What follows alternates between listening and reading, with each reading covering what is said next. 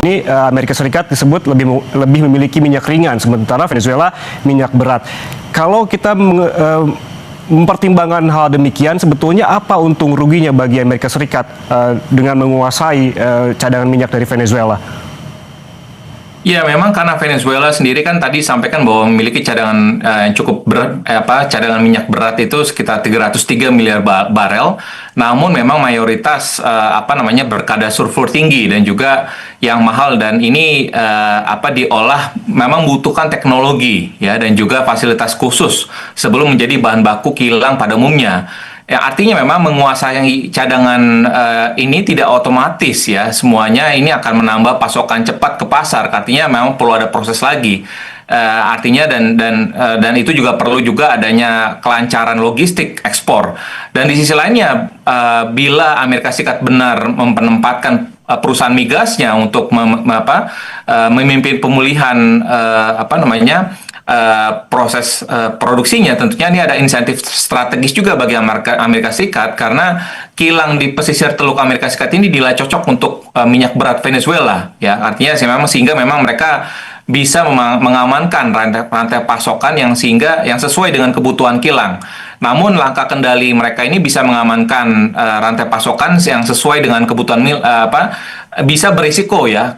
Ini akan memicu perlawanan politik ya, sengketa aset dan juga kontrak ya, dan juga ini akan bisa mendorong juga persepsi bahwa penggunaan kekuatan sepihak ini akan menjadi lebih lazim, dan ini justru akan tadi menambah ketidakpastian sistem global dan juga dapat menekan juga risk appetite dari pasar keuangan global sendiri. Kalau tadi Anda menyebutkan, Pak Joshua, terkait dengan dampak langsung terhadap harga minyak yang belum terlihat hingga saat ini karena memang tadi ada kondisi yang surplus dan sebagainya. Lalu bagaimana dengan jangka panjang apabila kondisi ini terus berkelanjutan? Tapi tahan dulu jawabannya, Pak Joshua. Setelah jadi kita kembali, tetaplah bersama kami di Kompas Bisnis.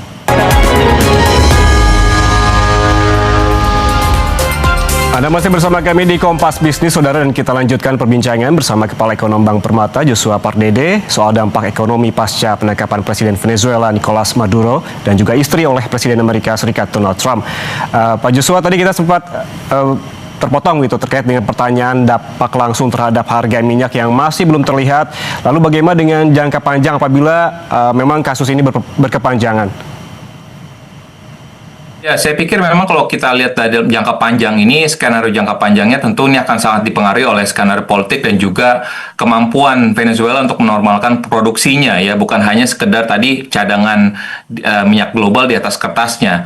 Dan kalau kita melihat dalam hal skenario paling optimisnya, stabilisasi politik memang diharapkan bisa tercapai dan juga aturan sektor migasnya bisa dibuka kembali bagi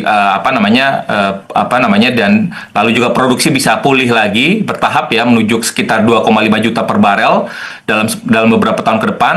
Dan juga salah satu perkiraan juga menyebutkan bahwa pemulihan itu akan berpotensi juga menurunkan harga minyak global ya sekitar 4%, seiring tadi tambahan pasokan untuk meningkatkan juga pasokan ataupun memperlebar surplus dari globalnya sendiri. Namun juga memang kita juga perlu mengantisipasi juga bagaimana aliran investasi dan juga pemulihan produksi ini dapat juga memakan waktu berbulan-bulan ya, karena atau juga mungkin bisa bertahun-tahun, karena tadi butuh jaminan keamanan, kepastian aturan, dan juga perbaikan infrastruktur, kerangka penerimaan negara yang juga make sense bagi investor sehingga akan bisa masuk ke berinvestasi. Sebaliknya kalau kita melihat tadi, kalau transisi politiknya ini mandek atau tidak, atau malah jadi berubah menjadi perebutan kekuasaan, artinya pasar minyak global ini akan cenderung kembali akan menilai bahwa gangguan Venezuela ini akan menjadi sebagai isu pinggiran, artinya sehingga dampaknya pada harga minyak mentah global pun juga tetap akan relatif kecil. Sementara tadi ketidakpastian geopolitiknya ini tetap akan bisa menekan pasar keuangan global, khususnya pasar keuangan domestik kita. Oke, kemudian Pak Joshua, ini ada klaim begitu dari Presiden Amerika Serikat Donald Trump yang menyebutkan bahwa perombakan industri minyak Venezuela yang dipimpin oleh Amerika ini akan membuat Venezuela jadi pemasok minyak yang lebih besar di masa depan. Menurut Anda ini bagaimana? Ya, saya pikir ini bisa saja benar, tapi memang syaratnya berat dan juga waktunya panjang ya. Jadi kalau kita melihat memang tadi, kalau dalam hal produksi Venezuela sendiri kan 3,5 juta barrel per hari, dan juga ini sudah merosot ya, merosot hingga di tahun 2023 itu 742 ribu per barel per hari. Artinya memang kontribusinya terhadap produksi global pun juga relatif kecil ya dibandingkan dengan Arab Saudi, Iran dan juga Irak. Namun memang kalau kita lihat di atas kerusakan kapasitas sifat dari minyak Venezuela ini kan tadi memang sangat berat ya, artinya biaya ekstraksinya dan juga pengolahan tingginya ini membutuhkan fasilitas pengolahan khusus ya, sehingga tadi pemulihannya tidak hanya soal mengebor lebih banyak saja, tapi juga membangun juga fasilitas-fasilitas untuk peningkatan mutu dari minyak mentah tersebut itu sendiri. Artinya memang tadi butuh juga investasi yang besar juga ya. Artinya kalau tadi dibutuhkan di tahun 90-an saja itu angkanya saja 58 miliar US dollar. Artinya kalau kita Presiden Venezuela saat ini mungkin nilai investasi sangat besar sekali.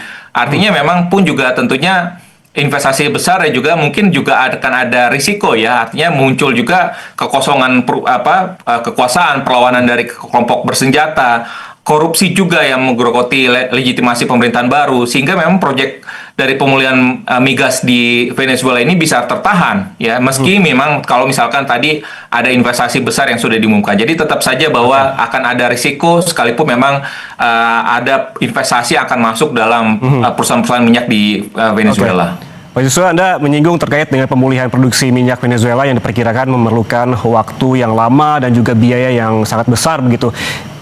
Dihitung-hitung begitu dari yang saya baca, biaya yang dibutuhkan diperkirakan mencapai 58 miliar dolar Amerika Serikat. Artinya ini perlu waktu dan juga modal yang besar bagi AS untuk mendapatkan keuntungan. Apakah ini sepadan menurut Anda? Ya, tentunya di balik latar belakang Trump sendiri, kembali lagi kalau kita melihat dari apa yang sudah dilakukan dari trade war dan juga dengan pengambil alihan ataupun dari operasi militer Trump sendiri untuk menangkap Maduro dan juga mengambil alih dari kilang minyaknya Venezuela sendiri, ini tentunya memberikan indikasi bahwa Amerika Serikat akan menguasai kembali lagi ya produksi minyak mentahnya Venezuela, tapi tentunya kembali lagi ini risikonya cukup besar ya. Namun karena kembali lagi kalau kita melihat tadi mengapa Venezuela ini dikira di assess dari Amerika sendiri cocok, karena tadi kalau kita melihat dari sisi di pesisir Teluk Amerika Serikat ini insentifnya memang strategis ya buat Amerika, karena tadi kilang-kilang di pesisir Teluk Amerika Serikat ini cocok dengan minyak beratnya Venezuela. Jadi memang itu mungkin yang menjadi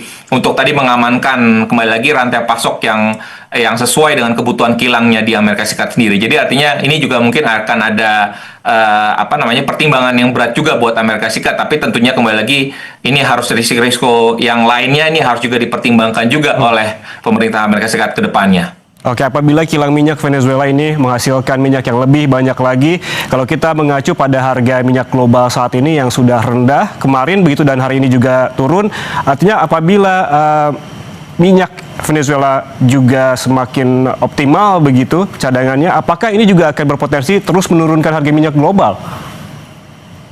Ya, kalau kita melihat memang dari sisi tadi ya harganya dalam jangka pendek ini dampaknya mungkin tidak terlalu besar karena tadi pasokan minyak global sendiri pun juga masih bisa tercover ya oleh anggota OPEC sendiri, dan karena masih surplus surplus globalnya itu masih cukup besar, artinya selama tidak ada lonjakan permintaan ataupun tidak terjadi pemangkasan global produksi global yang signifikan, tentunya masih terjadi surplus sehingga ini tidak memberikan tekanan kepada ataupun tidak mendorong kenaikan harga minyak global. Namun kembali lagi tadi yang sudah kami sampaikan bahwa kalau kita melihat dalam jangka menengah panjangnya tentunya ini akan sangat dipengaruhi tadi oleh bagaimana perkembangan politik di Venezuela sendiri ya, dan juga tadi bagaimana proses pengembangan investasi kilang minyak di Venezuela sendiri ke depannya. Karena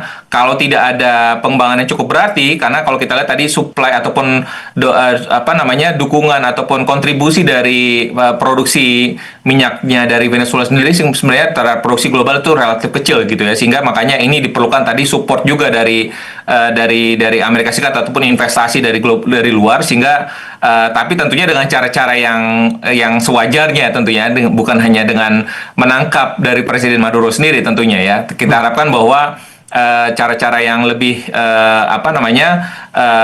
wajar, yang lebih manusiawi yang harusnya bisa diterapkan oleh Presiden Trump, karena juga tadi cekaman juga sudah banyak dilakukan ya oleh Eropa, oleh Malaysia dan juga beberapa presiden lainnya. Tentunya ini menjadi tantangan baru juga.